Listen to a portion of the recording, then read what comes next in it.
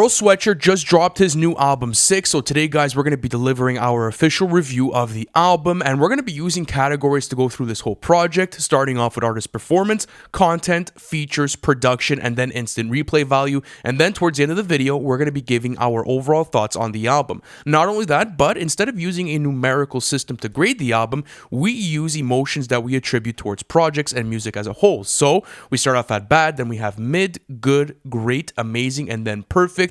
And if you guys want to stay up to date with the biggest reviews of the year, hit the subscribe button and press the notification bell to stay updated with all of our reviews and all of our hottest releases of the year. So Lou, going into this, quite an interesting project, a lot to take in. It's so short, but it's so compact in size. So let's get into this, man. Like, with the artist performance, I ask you like this on every single review, where do you think Earl strives, and where do you think maybe he could have fixed up a couple of things? Yeah, I think it's definitely interesting that, if you're actually a new Earl fan, you're going into this being your first Earl album ever, you will notice right away that his delivery kind of stays monotone for quite some time. And you kind of do get that consistently through not only this project, but all of his albums. And you kind of have to get used to it. But once you move past the monotone delivery, you can actually appreciate the way that he actually raps, because his rhyming style is very unique. And I love the fact that there's a very unconventional song structure throughout the whole album, because a lot of songs don't have hooks. They don't have second verses.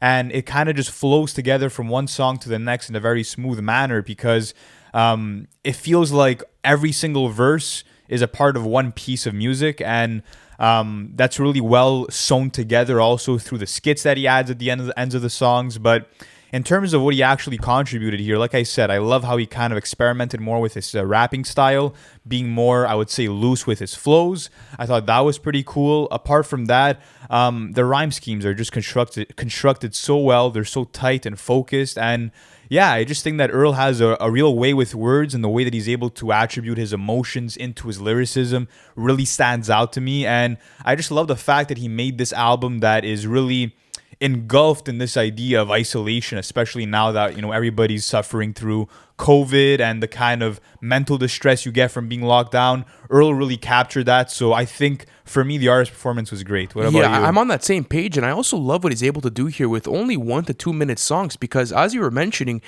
and a lot of these songs, example like Old Friend, Sick, 2010, he has one verse on this, but he's packing in so much knowledge and so much emotion into one full verse. And that's what's beautiful about it, is that Earl is very raw in the way that he's going to deliver these two. I'm also, I'm a fan of the different types of hazy flows that we saw in songs like, let's say, Sick. Also, the second verse on Vision, I'm a really big fan of that flow as well. I had to note it down. And I also like how he took a very compact approach to the delivery of this album. Like, you're going to go through it and it's going to be very seamless because it's enjoyable. If I could compare it to another listen of mine that was back in 2021, Vince Staples is self-titled. That's like the feel I'm getting out of it. It's very quick. It's very concentrated. Earl stays locked in and focused throughout the whole track list. So the performance was great, but let's go on to the content matter. And this was going to be a very important aspect of this new album. Earl had said in an interview that it was going to be, these emotions that were being gathered through the pandemic and staying in isolation. And how do you feel as if he executed on that? Do you think he executed well on it? And do you think there was any room for improvement on the way that the track list was knitted together and the flow of it, let's say? He executed it perfectly, and it's really interesting because if you guys have a background on Earl, he actually spent a lot of his time in isolation during his music career himself. So it kind of seems like he's used to being alone or being locked down to a certain environment, and he really showcases that it's almost as if his spirit is revitalized throughout this lockdown. To me, this is the most hopeful sounding Earl Sweatshirt album that I've ever heard. That's facts. On songs like, for example, hold on a second. I just got to find the actual track where the song Vision, that's what it was, I believe. Anyways, there's a song on the album where he pretty much talks about him reconciling with God because he was an atheist for a large portion of his life, and now he's finding a faith, which is pretty remarkable for Earl. Apart from that, he also has a lot of bars about just overcoming pain and mental distress, and the way that he actually puts these rhymes together is so intricate, and it's filled with so much emotion. For example, he raps, "Rainy day came, couldn't rinse the stains off." instead of just saying I was hurt by this event, he just finds a very poetic way to reveal these feelings, I would say. So you get a bunch of that throughout the entire project. And I also love the fact that at the end of the song Sick, he includes this skit of an African man who says, music cannot be enjoyment, music has to be for revolution. And that's what Earl's music always kind of felt like to me. It always felt like there's a purpose behind it. On this album, he's kind of finding strength within this loneliness and within this isolation. He's kind of been able to gather his thoughts and make real strides towards bettering himself. And that's kind of what I got from it. And the other thing, too, is just a great wordplay. For example, on 2010, he raps 5 O's on me like the Olympics, which plays into the logo of the Olympics and also the fact that he has 5 ounces on him. So overall, I thought Earl killed the content. What about Absolutely, and I'm on that same wave as well. I mean, going back to a song like, I believe it was Tabula Rasa, there's actually a really interesting meaning behind this, and this was when I was diving into Genius. Genius is fantastic, by the way, for all these song concepts. So Tabula Rasa is actually a Latin word for blank slate. It's a theory that everyone that says that an individual is born without any mental knowledge. Therefore, all knowledge a human possesses is gained throughout the individual's life through personal experiences, and that's what you could see Armand Hammer and Earl do on this song, is kind of take you through these personal experiences and how it developed a certain mindset. And that was playing into what you were saying too about Earl finding his faith again, because I feel as if now he's being more conscious about what he's thinking about. It feels like he's more attentive to what's going on around him, and there's like this positive sort of gain throughout it. So that's kind of where I'm at with it. I feel as if the content was great, but let's now move on to the features. So I'm talking about it. We have 2 features on this album. Who do you think outperformed who, if you had to choose one? Who do you think had the best feature on this? The best feature was definitely, I would say Armand Hammer for sure. Billy Woods and Elucid had great verses on Tabula Rasa. I love the fact that there's only 2 features on this 10-song album, because we know that Earl could handle a project on his own. And to be honest, the reason why I maybe wouldn't give this category a great or an amazing rating is because as great as the performances were, Earl could have really handled this solo throughout the whole project. But speaking on the features themselves, I loved Billy Woods' verse because what he does, he pretty much gives you a lyrical will. He's pretty much talking about, like, after he passes, he wants his enemies to have the good news. He wants his rhyme books to be left with his children. So the way that he kind of works through that verse is genius. Apart from that, Elucid gives a great verse too, where he raps, some talk like they never got punched in the face. You can't see clearly now. Don't come near me. So I love how a certain idea had progression throughout his verse. And yeah, I just thought that lyrically everybody killed it. And also Zaloopers, I believe that's how you pronounce it, off of Vision, he had a solid verse too. And he was just rapping about growing up in the trenches and trying to provide for his mother. So features killed it. Weren't totally necessary, but I enjoyed them. Yeah, I'm on that same vibe with it. It's just like, it was like a nice addition to the overall vibe of it. But my concentration on this album was strictly Earl. That's really who I wanted to hear from with this. So, I think the features were good. I think that they were a good addition to the overall vibe of the album and the listen.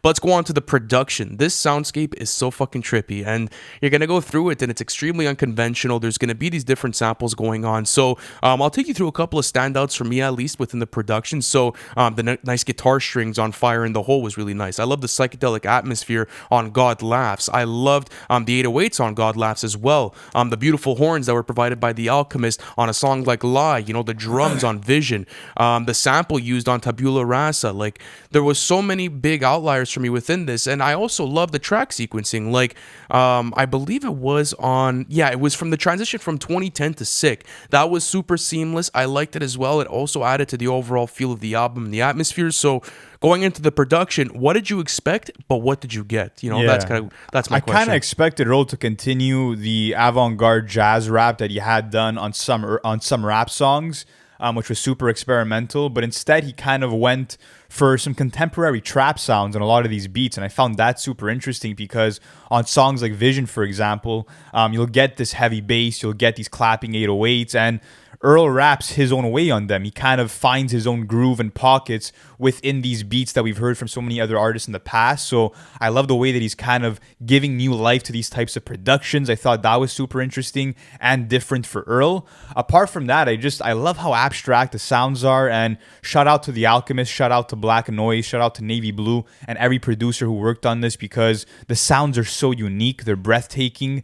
A standout for me had to be Old Friend, which is actually the intro produced by The Alchemist. And you have this orchestral sound that's kind of looped for the entirety of the song. And I love the fact that that sound is looped, just because it plays into what Earl's rapping about, because he's rapping about having cabin fever, about being locked into the same four walls. And the infinite sound of that loop plays into the idea that every day he's waking up to those same four walls and feels like he's living in a Groundhog Day. So I love how the production fit into the thematic basis of the album as well. And I also shout out to Young Guru, who mixed the whole album, because the mix was super clean. And I love the fact that we still got Earl's vocal sounding muffled despite the whole mix sounding very clean.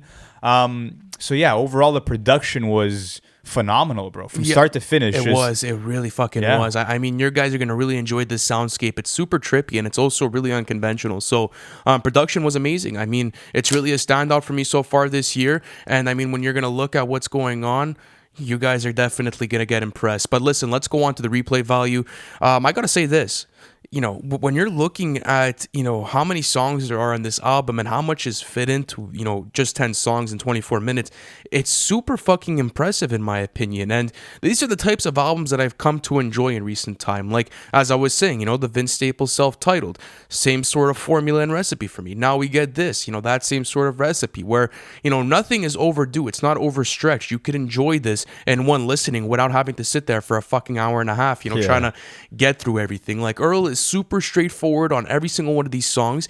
And another cool part about it is the song structure, because as you were mentioning at the beginning of this review, it's completely unconventional than anything you'll really hear in the industry nowadays. It's different. It's really out there. And mix that in with that production and that soundscape, I think that I'm really going to enjoy this listen. And I'm going to have to go back and listen to everything else, because I've listened to it maybe around 3 to 4 times right now. And I want to see how I'm going to develop my ear for the production. I want to see if I'm going to pick up on anything else from Earl. Like, it's a very mysterious project too. So I feel as if there's a couple of loose ends I got to go tie up when I go do my next listens. But for the most part, I really enjoyed the overall listen. But how about you? What are you keeping out of the track list right now? Yeah, I mean, I don't see it as me keeping particular songs, just because the album is it's a very album-worthy experience. It's something that when I do revisit it, I wouldn't pick out songs. I'd probably just do the full listen, because it's only 25 minutes long. And I think there's going to be a lot of replay value for me personally, just because Earl always brings in these double entendres, and I could see myself going back to these songs just to pick up on bars that maybe flew over my head. And apart from that, it was just a smooth listen. The songs flowed so well from one to the next. So yeah, overall, the replay value is going to be really great for me. It is great for me, and I think it's going to be a standout for me this year. But as I had said, when looking at, let's say, how the overall album flows and everything that goes on with it, it's going to be an enjoyable listen. So I'm going to go into my overall thoughts, at least on my end. I love what Earl did here. I love how he was able to execute emotion and how he was able to pack so much into one verse songs and keep it coherent, keep it focused. Don't use any fat on the liver. Really go for it and have this super coherent message throughout it. Plus, I'm a big fan of the soundscape. Features were good. No one misimpressed me, let's say. Like, everyone did their job, but didn't add too much to it. So that was nice too, because I got most of Earl. And I think the fact that I'm going to have to revisit this album, go back and understand maybe the abstract samples, understand all the soundscapes, understand what Earl's rapping about, and understand, what the real underlying message of this album is, that's going to be a fun experience, because it's very layered and it's a complicated album. So how about you? What are you feeling? Yeah, as an Earl fan, it was really refreshing to hear him kind of working towards this positive path. He sounds mentally the best he's ever been, so that was awesome to hear. And I just feel like it's Earl Sweatshirt's, maybe not his most focused, but one of his most focused albums. And I love the idea that he really kept that message of upholding strength within isolation throughout the whole album. I love how conceptual it was. Apart from that, like I said earlier, the songs flowed so well from one to the next. The production was immaculate and played into the meaning of each song. And I never got bored from this project. There was very unpredictable elements sprinkled, throughout it. And yeah, I just think it set the bar super high for 2022 releases. And Yeah, Earl he never disappoints. No, bro. At he this doesn't. point, the No. catalog's too strong. It's really strong. But listen, guys, I think the overall rating is great. Let us know how you feel about the overall album in the comments section. And guys, listen, we're going to be covering a bunch of these albums that will be coming out this year. So hit the subscribe button and the notification bell if you have not already. Thank you so much for watching this review, and we'll catch you on the next one.